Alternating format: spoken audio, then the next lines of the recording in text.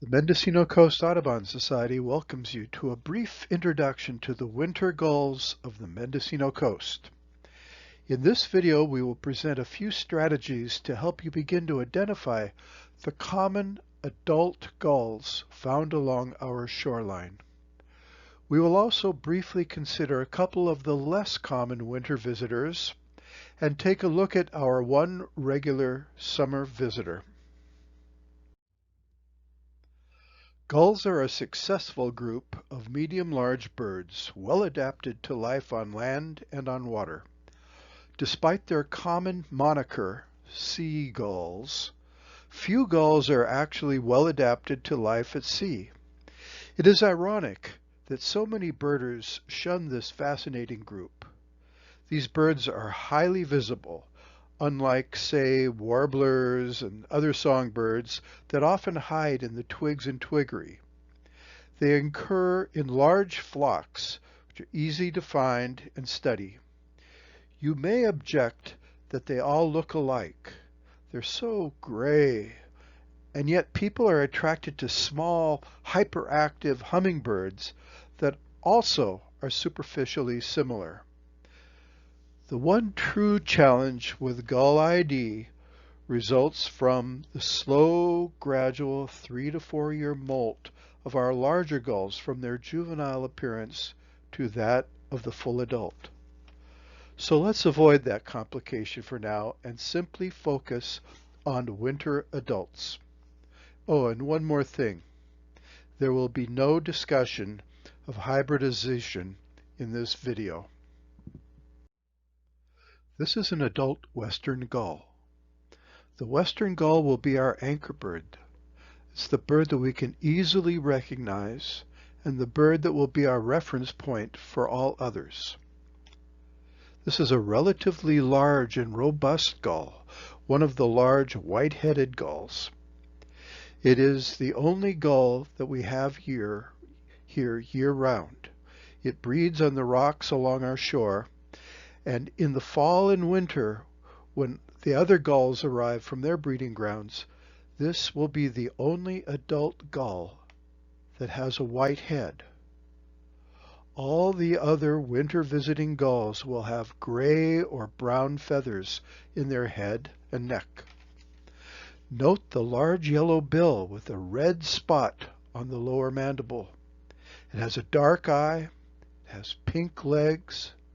The back is relatively dark gray. This is the darkest of our gray-backed gulls. In flight, the western gull shows extensive black on the outer primaries and very limited white at the tips. It is easy to become familiar with this bird in the winter when it is the only adult gull present. Now let's compare the western gull to another common large gull of winter, the Glaucus winged gull. Notice the difference in the color of the wings between these two gulls in flight. The Glaucus wing is our only gull that shows no black in the wingtips. In the summer, this bird has a pure white head, but notice in this bird the extensive brown feathering in the head and the neck. One nice attribute of gulls in winter is that they gather in mixed flocks. This allows us to compare size, color, and other attributes of the various birds. Now here is a Glaucus wing gull in the center with several California gulls for size comparison. Notice that the ends on the Glaucus wing gull, the ends of the primaries of the folded wing, they're pale gray tipped with white, whereas the tips of the primaries on the California gulls show that black coloration.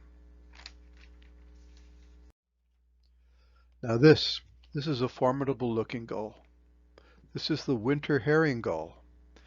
It's a large, pale-backed gull. The extensive gray to brown feathers in the head and neck are coarse and blotchy. Pete Dunn says that these winter head feathers appear to have been applied with a putty knife. Notice the mean-looking yellow eyes, and in flight this bird has black wingtips, and at rest it shows its pink legs. Now again, we're going to use a flock to compare, contrast, and identify these birds. In the foreground, we have the large dark western gull with the white head, the red spot on the bill. On the left, we have the smaller, paler California gull with a head that is streaked and a bill where the red spot is joined with a black marking. Now as we look at this California gull in profile, notice that the medium gray back is darker than that of the Glaucus wing gull, but it is paler than that of the western gull. It is smaller in size than any of the three gulls that we've looked at so far. It has yellowish green legs and a dusky eye. The streaking on the head is heavier on the nape of the neck. Alvaro Jaramillo says that the California gull appears to grow a mullet in the winter. This is the adult California gull. Now before we compare the two birds in the foreground of this photo, I want to point out that the center bird clearly shows the mullet that these California gulls seem to grow in the winter. Now in the foreground we have a California gull on the left, and on the right we have a smaller gull with a rounder head. Notice there's no bill spots. It has similar color on the legs in this light, but the dark eyes appear to be smudgy, like it's wearing bad mascara. The bird on the right is a mew gull. Now here is another photo of a mew gull, M-E-W, mew, in a different light. Notice the small round head of this petite bird. Did I mention that the mew gull is a small gull? Well, here is one flying next to, can you ID the other bird? Pale gray on the back, yellow eye, black in the wingtips. Yes, it's a herring gull. What is the adult average weight of the herring gull? 2.5 pounds or 38 ounces. For the mew gull, 15 ounces. Compare also the bill size of these two birds. We have finished with most of the common winter gulls, but this next bird is a regular visitor, but in smaller numbers.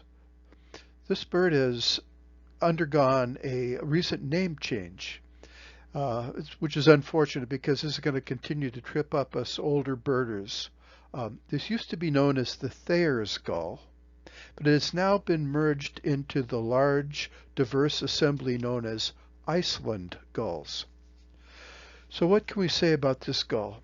It is about the size of a western gull. It has a pale back. Notice the bill. The bill is rather straight and slender. That is a real good key to identify this bird. Unfortunately, the Thayers are not all that common here in winter, so we have a hard time getting used to identifying them in the field. Now, I would like to introduce you to a rare but somewhat regular visitor to our coast. And this is the first immature bird that we will look at. This is a Glaucus gull. It's very, very pale, nearly white. Notice the two-toned bill with pink at the base end with a black tip. Now that's an important feature. You are not likely, I don't know that we ever have, but you're very, very, very unlikely to ever see an adult Iceland gull here, or Glaucus gull, excuse me, an adult Glaucus gull on our coast. you will occasionally find an immature, and it's that two-toned bill, the light coloration, white wingtips, the two-tone bill that set this bird apart as a Glaucus gull. Now here we compare the Glaucus with a bleach on the left with a bleached out immature Glaucus wing gull on the right. They're superficially similar, but the bill tells the tale. Now here we have three medium-sized pale-backed gulls. Two that you should be able to identify or at least guess at. On the left, yes, that's a California gull. Greenish legs, red and black on the bill, dark eye, mullet. In the middle we have a mew gull. Smaller, petite, round head, smudgy dark eye, slender bill. And on the right, there's a bird with yellow legs, yellow eyes, fairly unified, straight-edged black ring near the tip of the bill. This bird will never have a red spot on the bill. This is a ringbill gull. This is a very rare visitor to our coast. They're primarily an inland bird. In the midst of a flock of birds, if you think you have a ring-billed gull, you can separate it from another gull with black markings on the tips by looking at the legs. The legs should be yellow. And also look for some red on the bill. If there's any red on the bill, it is not a ring-billed gull. Now, when all the Glaucus wing gulls, herring gulls, California gulls, mew gulls, when they've all left and returned to their breeding regions, and only the western gulls are left, these beautiful and distinctive gulls arrive for the summer. These are the Hermann's gulls. They breed in Baja and mainland Mexico on the shores of the Gulf of California. Then they move up the west coast after their young have fledged.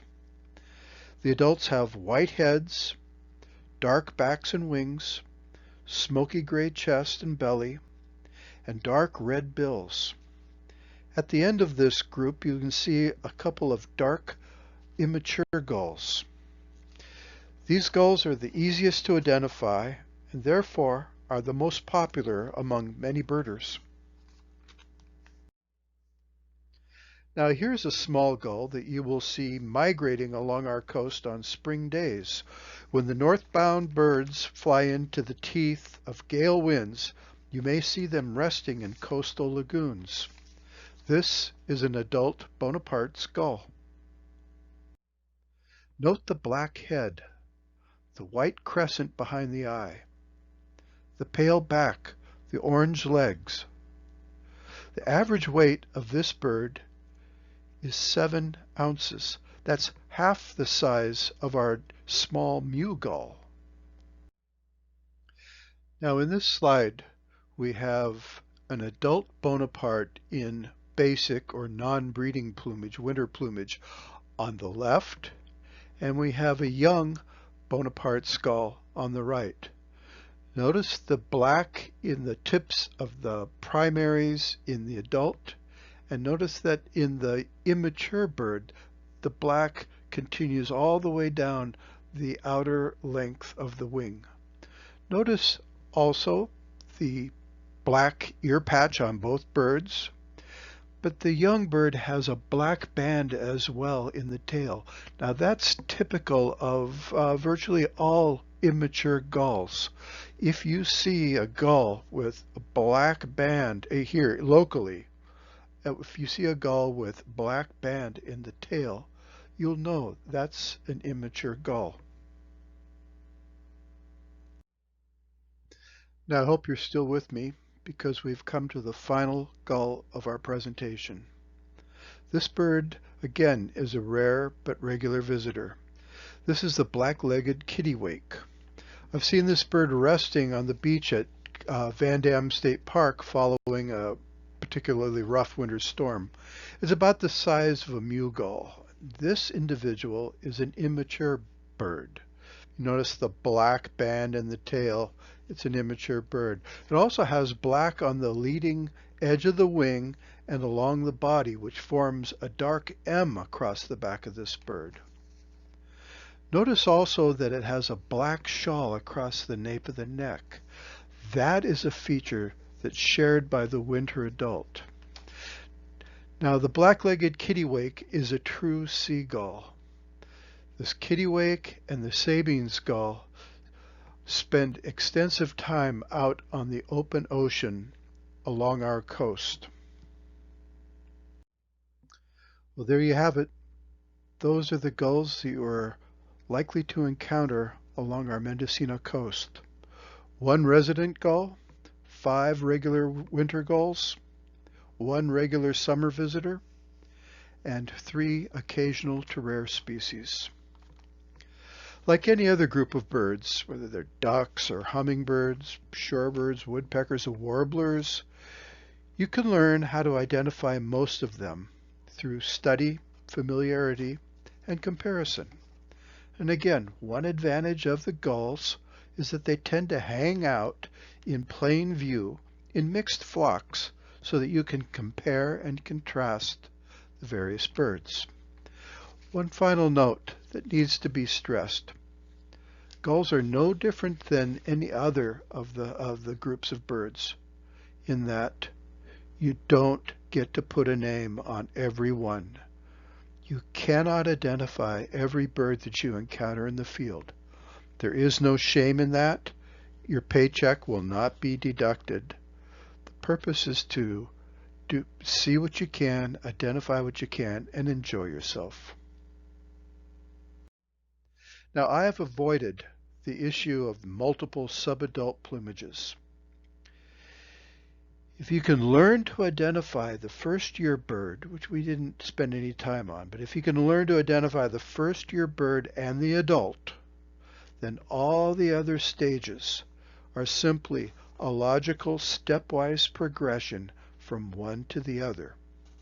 Now, I highly recommend that you watch Alvaro Jaramillo's YouTube video titled Known Age Western Gull, in which he shows the slow, steady, stepwise progression of western gulls from the newly hatched birds to a full adult plumage. Now, another free tool to help you identify gulls is John Muir Law's free Test Your Gull Ability chart. This chart is available on his website, johnmuirslaws.com. Now, on that chart, he compares the plumages of the birds that we've discussed in this video and highlights the unique features to each one. Finally, there are 2 gull-specific books that I have found most helpful. The first is the new book, New Kid on the Block, Gulls Simplified by Pete Dunn and Kevin Carlson. The second is a much more extensive treatment of gulls, The Gulls of North America, Europe, and Asia by Klaus Olsen. Both of these books, neither one you can take out in the field very easily, but they're both great references to help orient you to the unique appearances of and the life history of these various gulls. I want to especially thank the people whose photographs made up the backbone of this video.